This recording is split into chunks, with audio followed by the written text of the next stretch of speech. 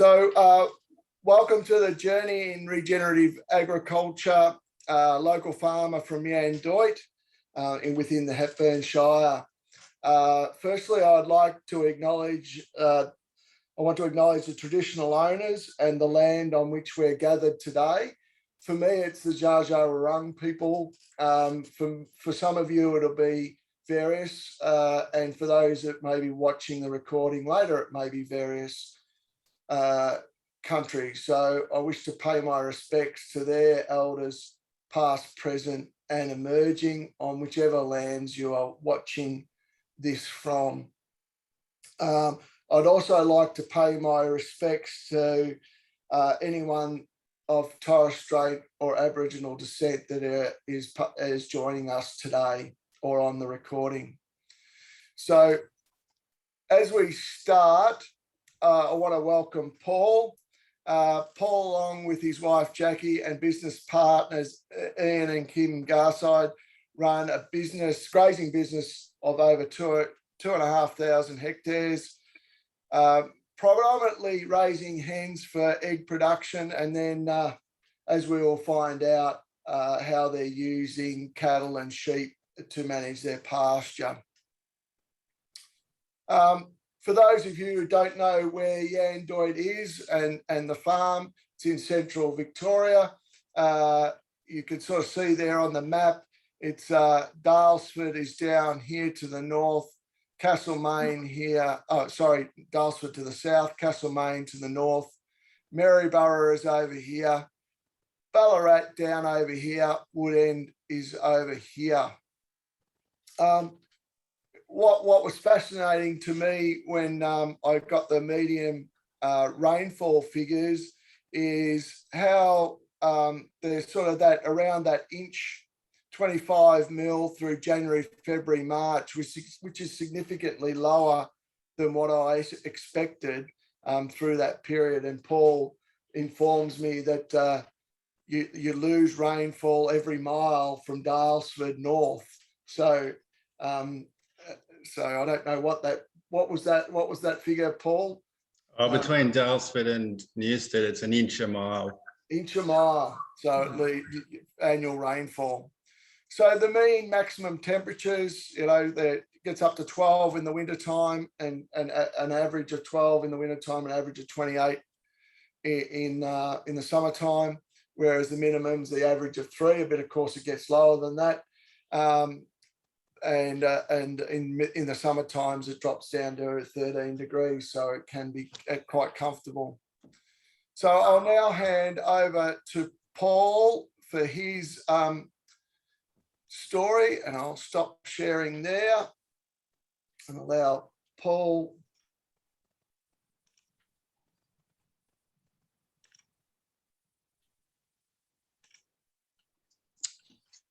Are we good, Jason? Yep, I can see that. Okay.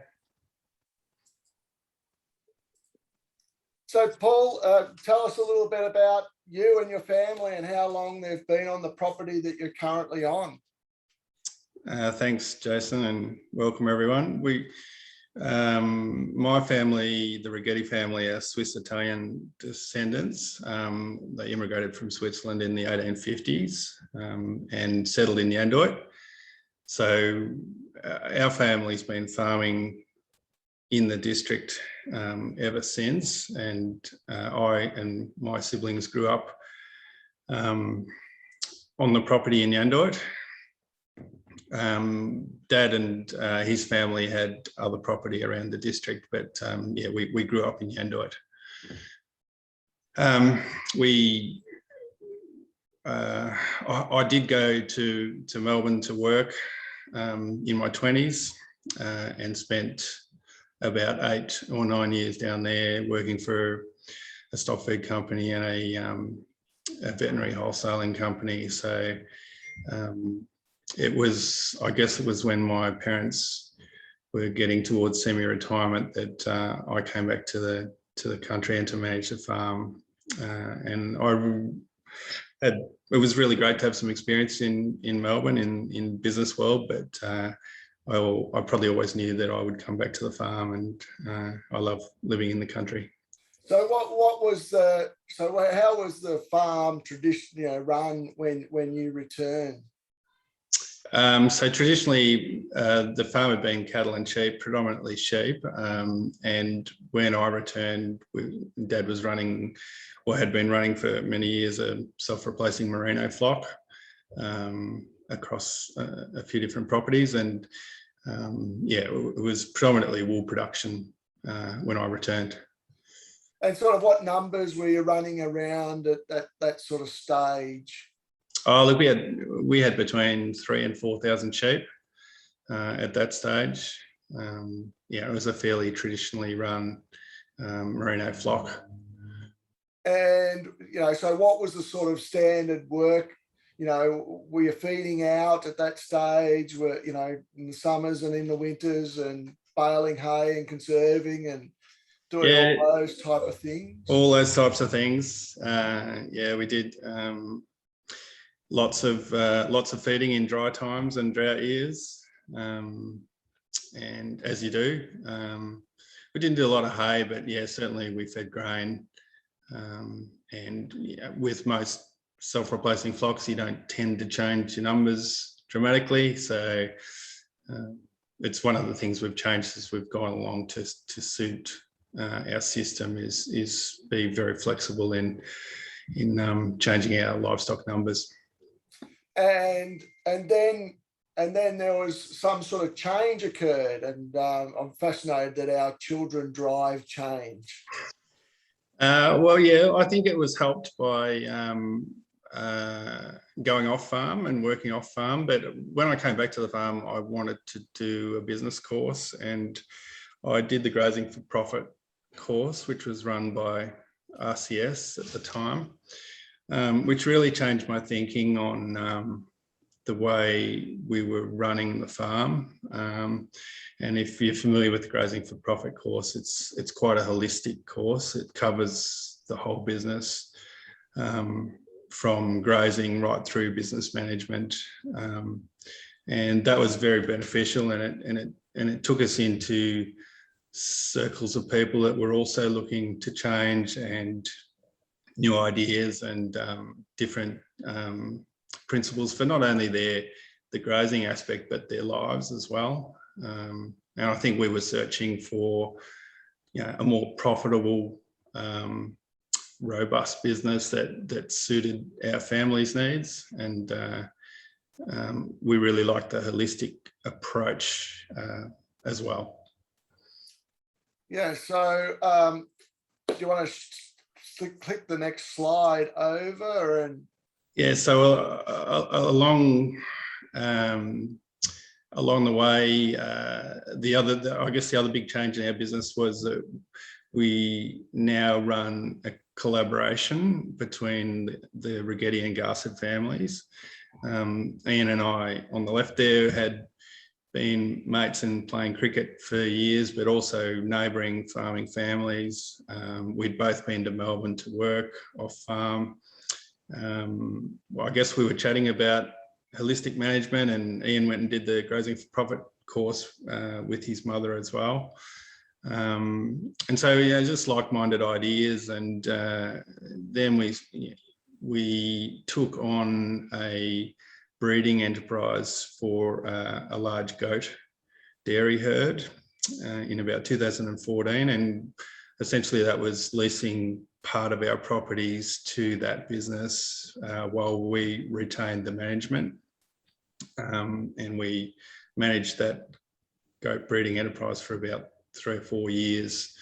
Through that process, we had our chook enterprise in sort of in startup phase, and as we got to the end of the goats, we sort of thought everything was running really well. There's lots of benefits to having a business partner, and from decision making down, and we thought, well, let's combine the whole thing. And basically we created a new business which was called Real Food Farming, which was the collaboration between the two families, which meant we basically pooled all our plant and livestock and farmland, and run one business over the whole lot with a board structure that governs it, which is basically Jackie and I, Ian and Kim, and a chairman, which is Clinton, our accountant, and running it a bit more like a proper business, I guess, rather than a traditional family farm. And some of the benefits that you spoke to me about were you can go away on a holiday and know that the business is going to run as smoothly as it would if you were there, because the other partner is looking after it. Yeah, it is. There's lots of, as I said, from decision making down, but yeah, there's the security aspect of leaving the business for a holiday is great when you know there's someone just as invested as you on farm. We're not usually away together. We pick different holidays, and vice versa. When they go away, we're home. So that's really good. I probably was a bit of a procrastinator on making decisions. Usually Ian and I will jump in our ute in the morning and call each other and sort of get the plan for the day, or if there's a decision that needs to be made, bounce it back and forth, and done. It's done, and you move on. I think it also helps with staff as well. That's been a big change for us.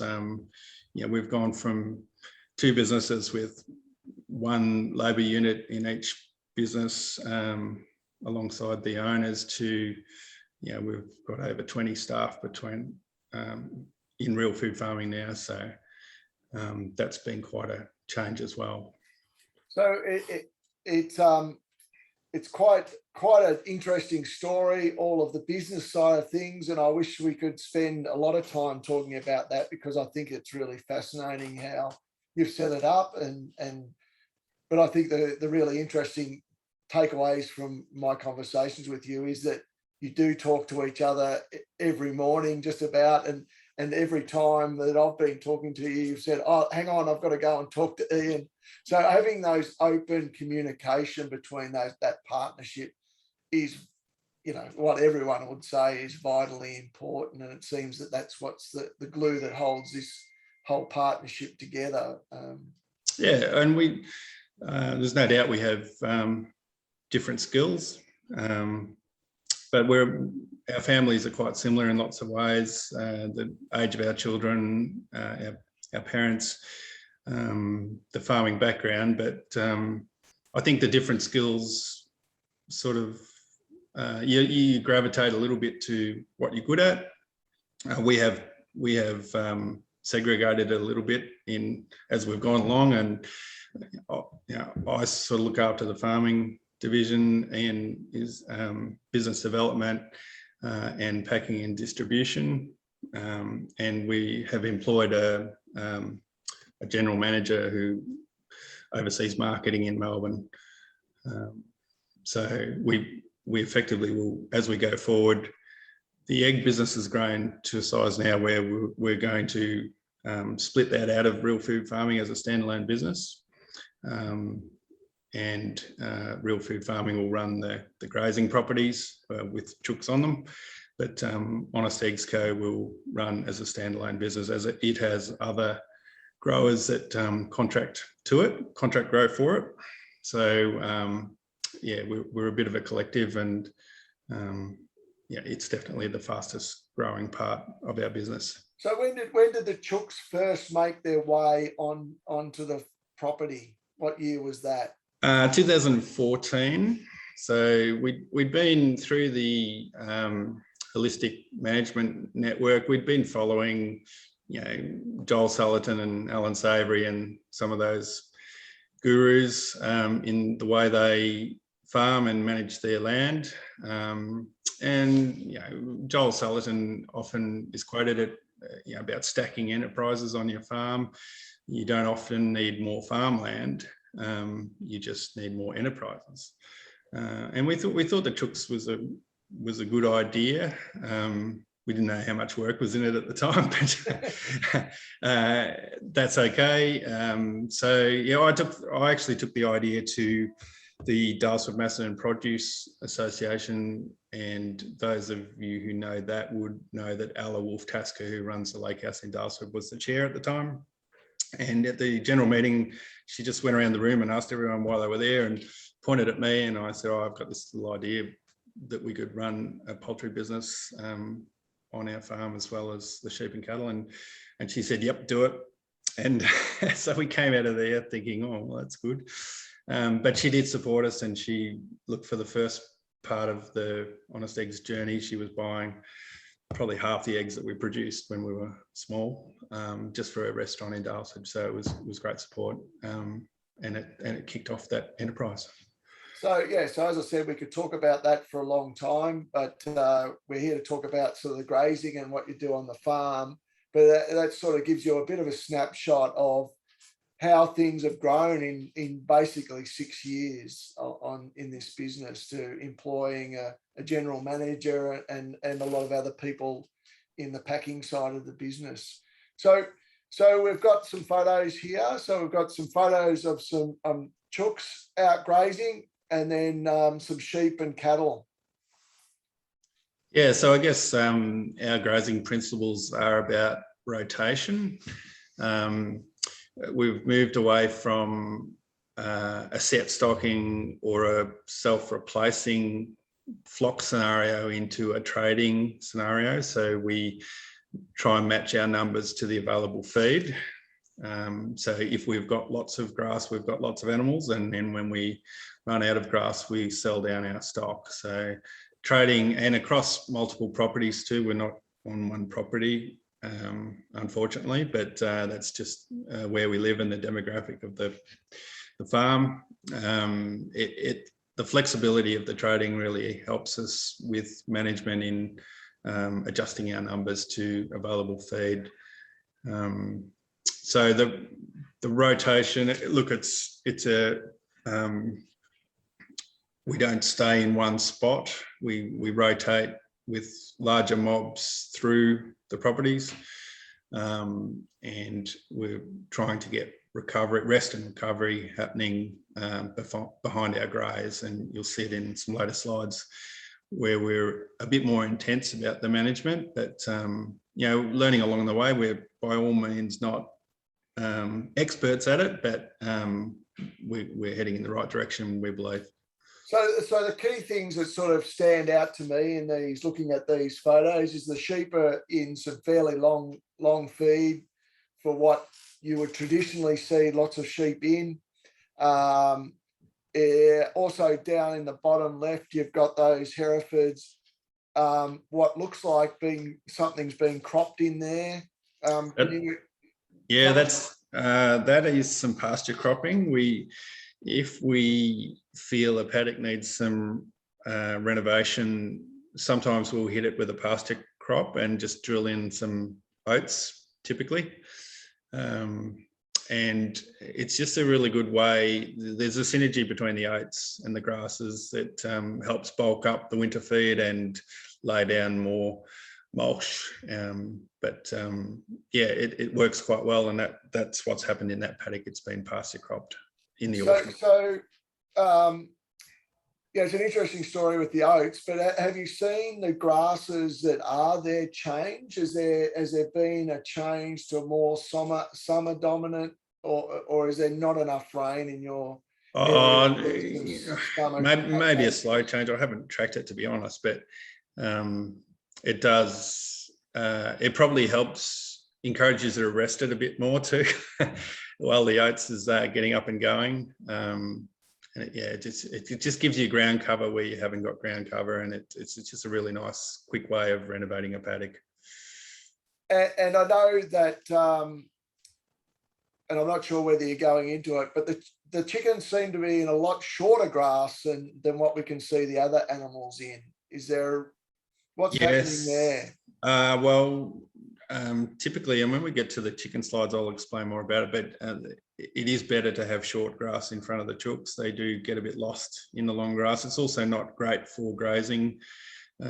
They can't digest the long grass through their crop very well. So for management and for the health of the birds, it is better to keep the pasture short in front of the sheds. When we get to the slides of the sheds, I'll explain a bit more about that. But that one was in there for our team. The egg part of our business is vertically integrated, so we are paddock to plate. We own the farming, packing, distribution from go to woe. So that's Ian and Roger, who is our general manager, have done a lot of work in the packing and distribution end of the business. And we like the fact that we've got control all the way through. It's one thing in farming that often you become a commodity taker rather than a price setter. We're able to control our market all the way through. So that's been a great aspect of our business, whilst employing local people, which is part of the principles of our business too, which we enjoy. Both families are very community involved through schooling and sport, but also employment is important for us locally. So thank you for those that have got a couple of questions there. We'll get to those questions along the way. So so here's the overhead shot of the farm. It's quite an interesting one mainly because it's downloaded from Google, and it's an overlay of different time periods so it looks quite parts of the neighbouring properties look brown, and yet Paul's property looks green, which is always a great way to look at when you're talking about these things. But it's pure fluke by where the overlays are. But what did you want to point out on here? I guess the interesting to note, Jason, is that you can see the movement of the poultry sheds. So the principles of our pasture-raised poultry is that we move our sheds weekly, and that is for fresh pasture. The chooks tend to graze out from the shed, so obviously a lot of activity around the shed, but in the morning and evening they'll graze out up to 200 metres from the shed. But they put down a lot of phosphorus around the shed through their manure, and you can see what's happening even from the satellite there. The tracks around the paddocks where it's a little bit bared out where the sheds are, but recovering nicely behind it. So if you just point using your mouse, point that U-shaped one out, and yeah, I'll just move your photo out of the way, Jason.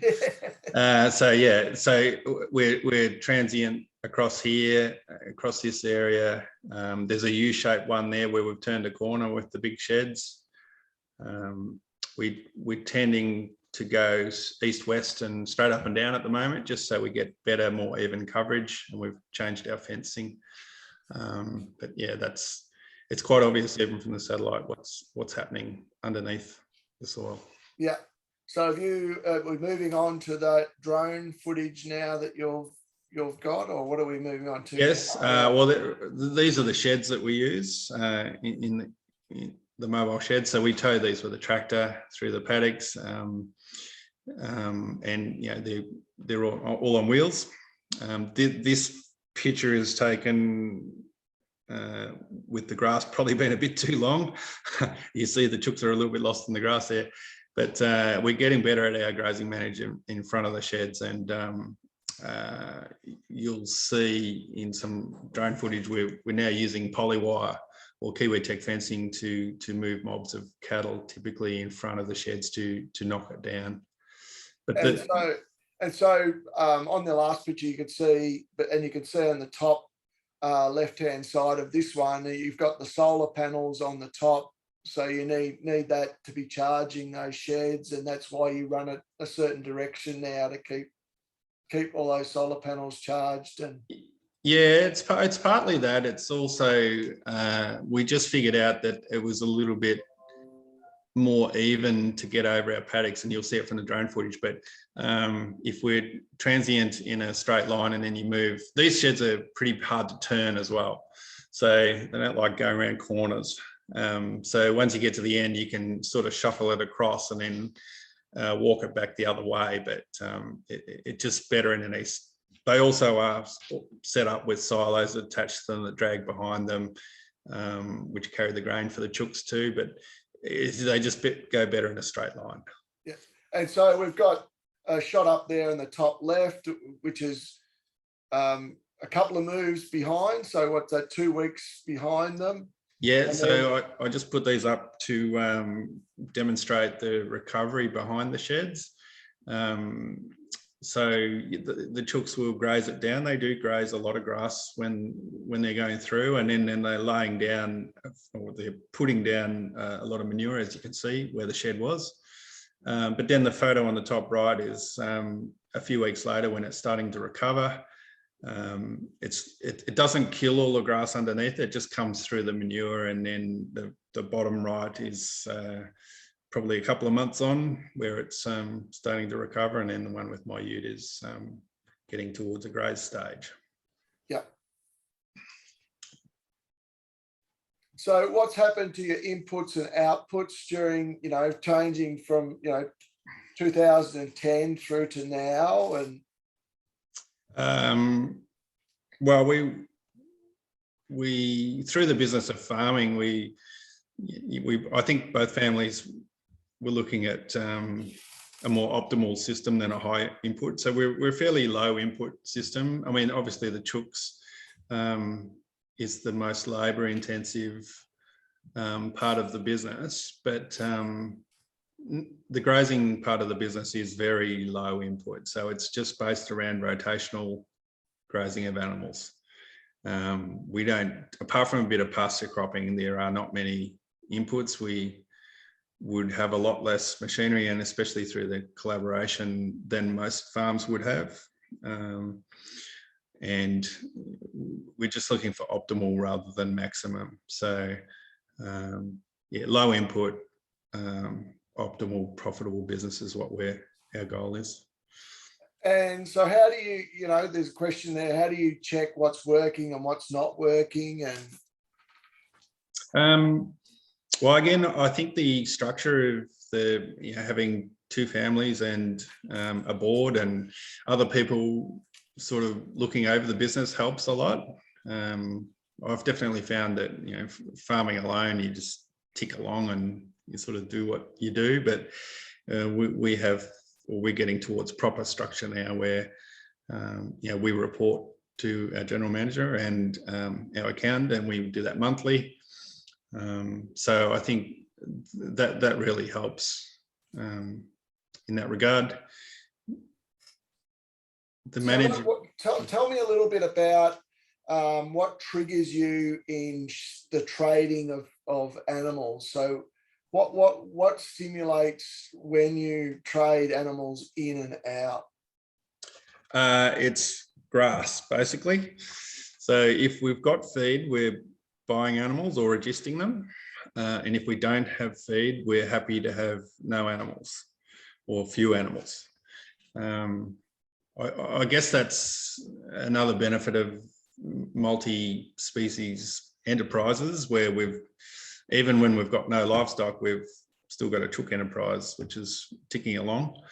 But yeah, it's purely based on available feed. So and what triggers the animals then? What's your highest priorities of when you get the animals, but most importantly when you start to offload animals? What are the sort of triggers there with grass?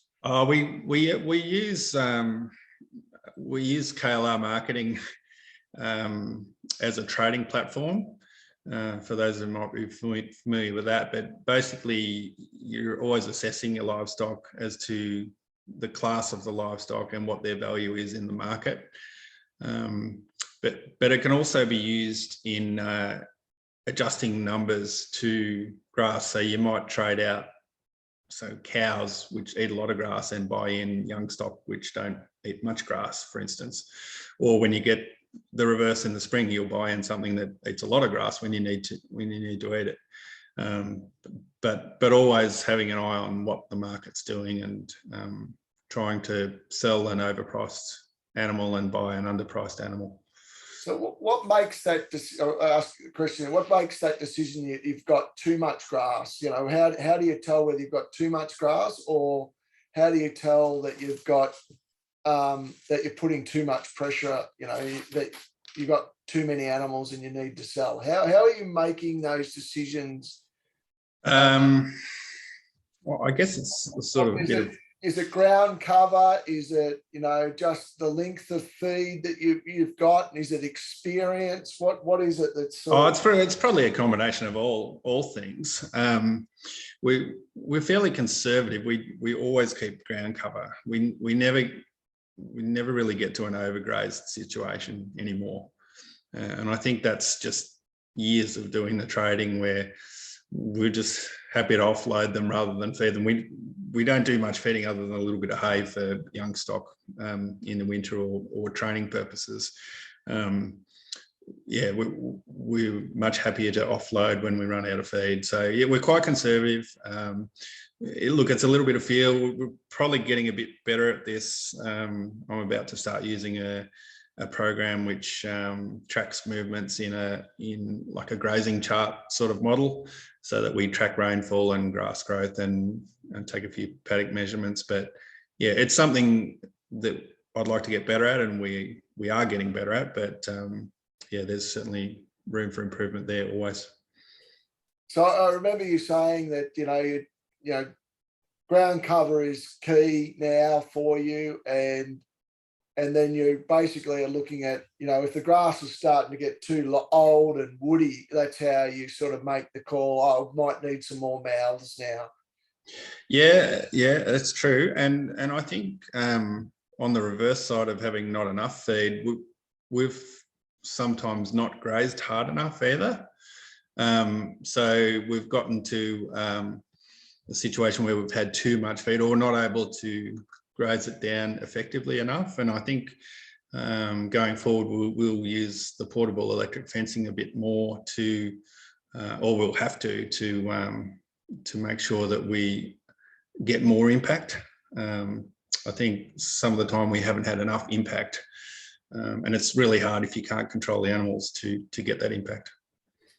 And the trading in, often we'll talk about trading in animals. Have you found that some are just as wild as anything and hard to handle, and others have been as docile and fantastic? Have you found any tricks, or has it been... Well, you can ask our staff that question. They might get a different answer to me. You get all sorts. I mean, I guess you learn along the way. We've had some bad trades and some silly animals, but we've had some really good ones too. Yeah, typically we like to buy quieter animals, but you know, Ian's stepfather works part-time in the business too, and he's often quietening down animals for us when they come in. So look, it's you can train them. Certainly when they come into the chook farm part of the business, they tend to quieten down because there's so much activity around there. There's motorbikes and people and dogs and all sorts of things every day. So, but I'm not saying we haven't had some wild animals too, but yeah. So if we get onto the drone footage, was that the next bit that was coming up? Yeah. So I put this, there's a couple of drone shots here from an inexperienced drone operator, but basically it shows the transients that the sheds are taking and the recovery behind it. And you know, those, so obviously the green strips are where the sheds have been. I'll start the footage and we'll move through. The lighter areas on the side are probably some phalaris. These are phalaris ryegrass paddocks with some clover in them. It hadn't been grazed hard enough last year.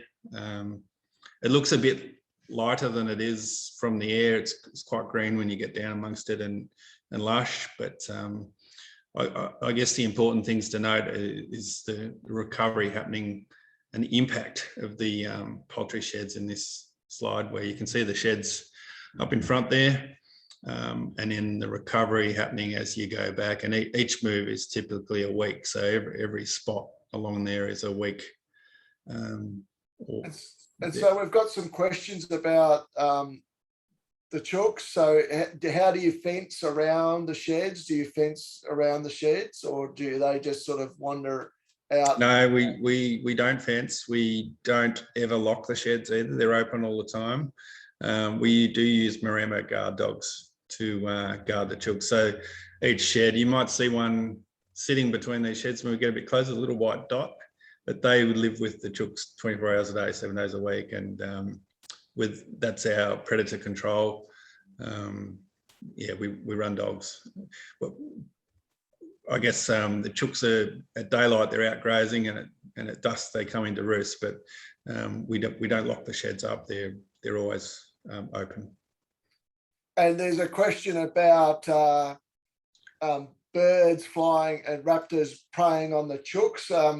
Do you want to talk about, is it this one? Yeah, so you can talk about it with this drone footage, about the birds flying over them once we start this footage going. They're quite conscious, obviously, of aerial predators, and they don't like drones either. So you can see the chooks there moving quite quickly there down the bottom of the shot. As the drone comes over, you'll see them running out of the road. But the dogs also, I've only ever seen an eagle with a bird in its mouth once, and I'm not sure that the bird might have already been dead. So look, the dogs do protect against the eagles as well. So, but yeah, obviously any sort of threat, they're back in under their shed. But we don't have any issues, and we've got quite a few wedge-tailed eagles and whatnot around the place too. So when was this footage taken? This week. This week. So you can see, sort of count how many weeks until it's recovered. And I think it was about what would we say, 6 to 10 moves or something, until it was sort of, we're getting to this stage now in the forefront. That's right. And obviously that one on the left, I'll use my mouse, was that was last year. So yeah, we're moving up and down in an east-west direction now. We'll just move over and do this bit next year, and keep going on to fresh ground to rehabilitate it. These are obviously some cattle. These paddocks have been grazed with a polywire, so they're in a tighter, more even graze, where we're moving them every second day. That's why they're a bit lighter in colour. Last year we had a phenomenal grass season and ended up with way too much bulk, and just couldn't get it down. Even with a big mob of cattle, it took us till well in after Christmas to get it down. So there's quite a bit of dry phalaris through some of the paddocks that we probably won't get to that scenario with better control. We've done quite a bit of refencing this year.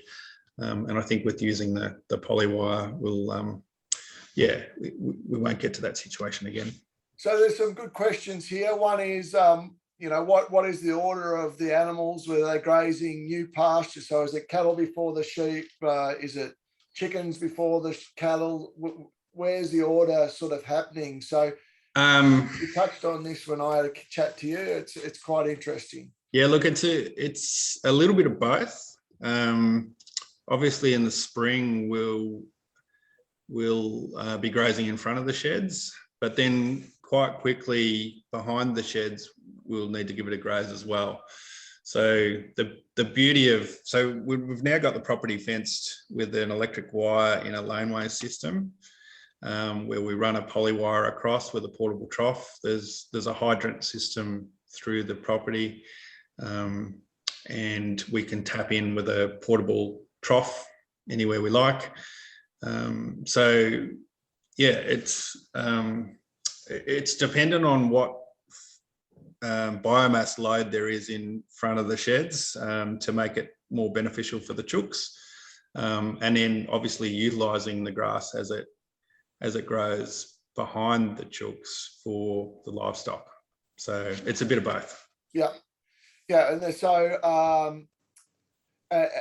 and so we've already touched on this question here. Do the chooks purely feed on pasture? No, we've got some grain going in. We talked about the silos behind the sheds there, which we can see. So they do get a grain. Yeah, and it's critical to know that you can't feed chooks just grass, and it's the same with pigs. Pigs will not live on grass only. They will need other supplements. Yeah, look, a chook is like an F1 car. They're a high performance machine, the way they're bred. So yeah, you certainly need grain. The protein in grass isn't high enough to sustain a chook when it's laying. The grain needs to be around that 18% protein. So there's always a grain available in those sheds for the chooks. They obviously do eat a lot of grass. You can see around the sheds there, and bugs and grubs and worms and whatever else. But certainly you would not sustain a laying chook without grain. Yeah. And we sort of touched on the length of time the paddocks to recover. So, it varies because of the season and the rain. So we've sort of covered that one off a little bit. Do the dogs stay with the chickens all the time? That was another question. I think we touched that. They don't roam. They don't go off for anywhere, do they? No, well, they're supposed to. We've had the odd one wander off, but no, they're pretty good. They're living with the chooks all the time. So. Yeah, and you talked about the polywire for the cattle. Do you use the polywire for the sheep as well, or is that the plan? We haven't started that yet, but I think we will. Training is an issue. Cattle are really easy to train on polywires, whereas sheep are a bit different. But I think as we get better at it, my aim is to use it for both. Yes. Yeah. And is soil testing part of your monitoring, or? Look. We should be doing more of that, but we're as we get along, we probably will. But it's fairly evident in this scenario what we're doing to improve it, and it's just measured on grass pasture growth behind the sheds. Yeah, we're getting close to with about 13 minutes to go. So, is there any more sort of videos or anything else you've got to show us there? No, I'm at the end. We're at the end. So, so what are the plans for the future? Where are you heading? Look, I think certainly the egg enterprise is the fastest growing part. So we intend to grow that. We currently producing and selling about 10,000 dozen a week into Melbourne and country Victoria. We have plans to go into New South Wales and Sydney as well. As I said, we're currently separating that part of the business from our farming business. But look, I think our goals are living a healthy lifestyle in the country with our families, and owning and running a profitable business. It's pretty simple.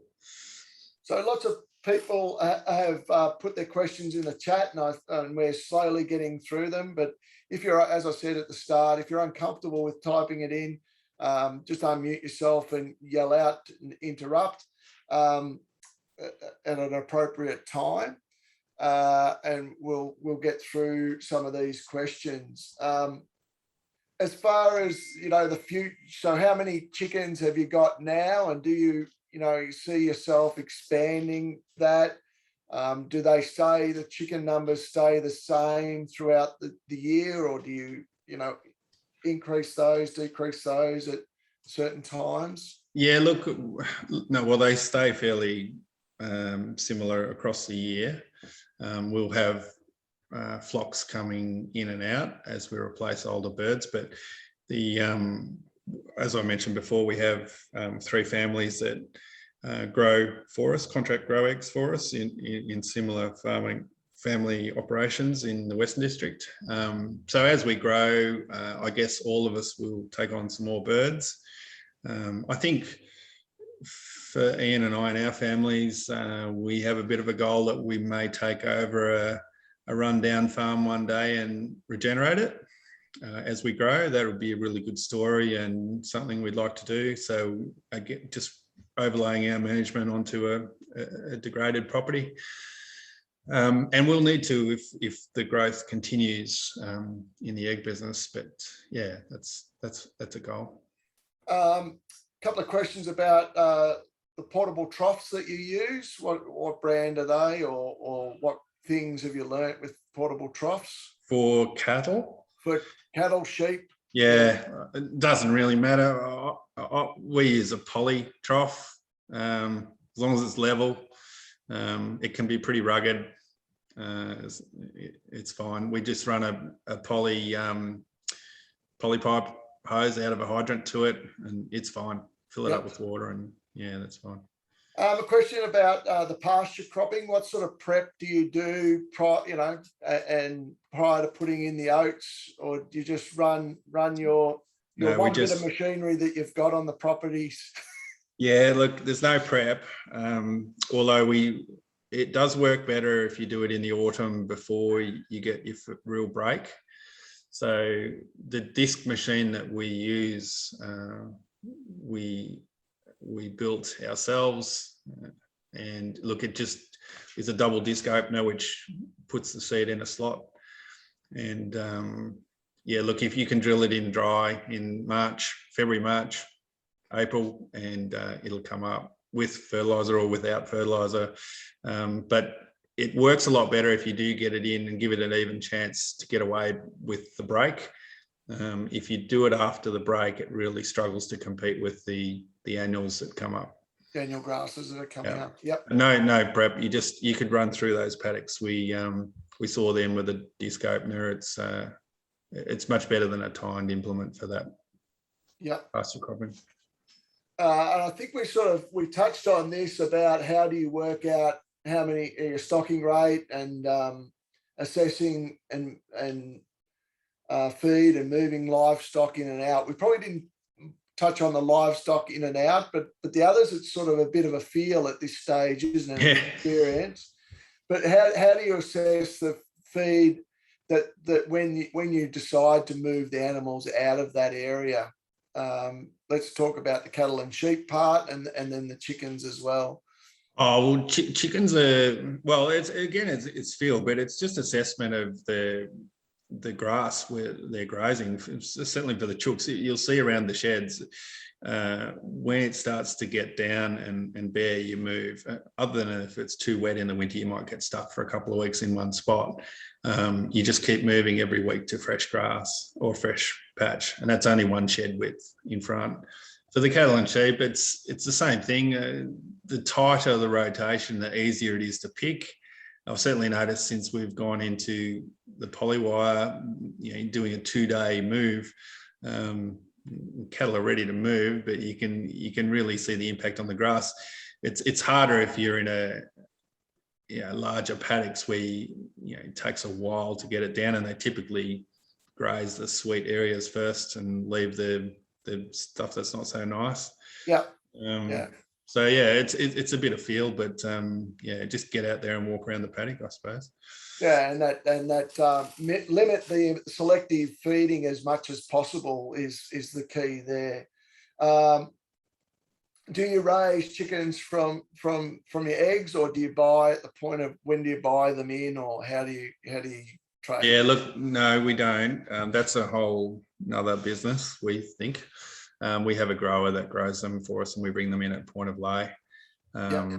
It's day-old chickens require a lot of care, and I guess we could do it, but we choose not to do it. He does a really good job, and they arrive at 16 weeks of age, and then they're laying by about 20 weeks.